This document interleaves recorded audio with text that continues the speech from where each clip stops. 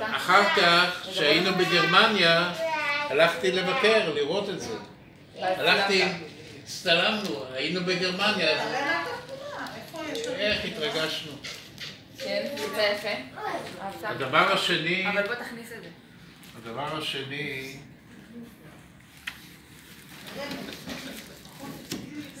בבית שלנו, איפה שגרתי עם ההורים שלי, היה ספר תורה. באמת? בתוך הבית שלך? בתוך הבית היה ספר תורה. אבל מה? עם ארון כפול. למה ארון כפול? לא ארון כפול, דלת כפולה. שתי דלתות כאילו? כן, דלת בתוך דלת. למה עושים את זה? כדי שאפשר יהיה לישון בחדר.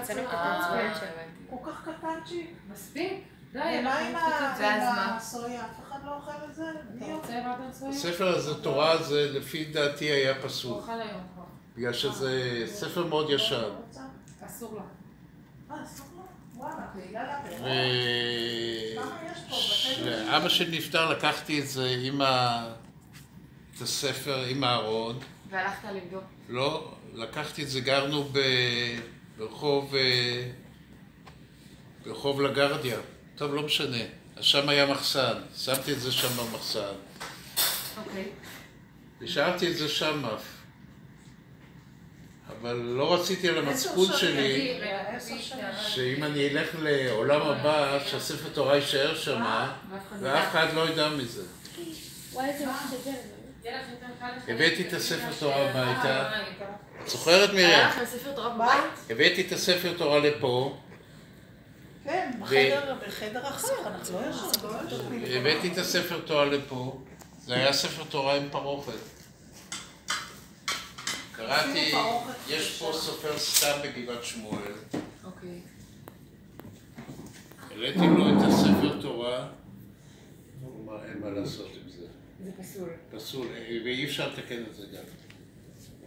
אתה יכול לעשות שני דברים, או לתת אותו בבני ברק, שם יש אנשים שדואגים שיקברו אותו, או מה הוא אמר? שהילדים בשמחת תורה... או שהילדים בשמחת תורה, להכניס את זה לבית כנסת. שהילדים ירקדו עם זה. אמרתי לך. מותר בשמחת תורה לקחת ספר... כן, לפני ששמים את החגורה מבחוץ. אמרתי בשביל מה, למה לי לקבור אותו? צלצלתי פה לרב בגבעת שמואל. אמרתי לו, יש לי את הספר תורה. והיא לא אוכלת עוגה? הפרוכת כבר הייתה ישנה, היא כבר התפוררה. ברוב יושר. הפרוכת של הארון או של... לא, של הספר תורה. השמלה, המעיל. רגע, יש גם לבן. פליק פלק. שבי יפה. קיבלת פליק פלק? אז הוא אומר לי, מה שתעשה זה מצווה. אבל הספר תורה אני גם לא יודע מאיפה המקור שלו. אני יודע שזה משפחה, אבל לא יודע. שבי יפה. כן, שבי. לקחתי את זה, צילמתי את זה, הלכתי לבני ברק. צילמתי את הספר תורה. הלכתי לבני ברק. תראה להם. ועשיתי קופי, אותו דבר כמו שהיה... פרוכת? כן. כן, עשינו בדיוק אותו דבר. גם מצלמה אותו דבר וגם פרוכת אותו דבר. כן, אותו דבר. רק שזה חדש, וההוא היה כבר מתפורר. רק מחורה כתבתי... נוי, תביאי את הצלחת שלך. תודה. כתבת פסול. ושמתי, וזה נמצא בבית כנסת של יוספי. את הארון תקנו לנו, עשו פוליטורה, עשו לארון. הארון גם שם? הארון גם שם, הארון, שמתי לו שני ידיות משני הצדדים. מי עוד לא קיבל? כדי שאפשר... לא, כדי שאפשר יהיה לקחת אותו לבית אבל. בבית אבל, הרי... נכון, שמים.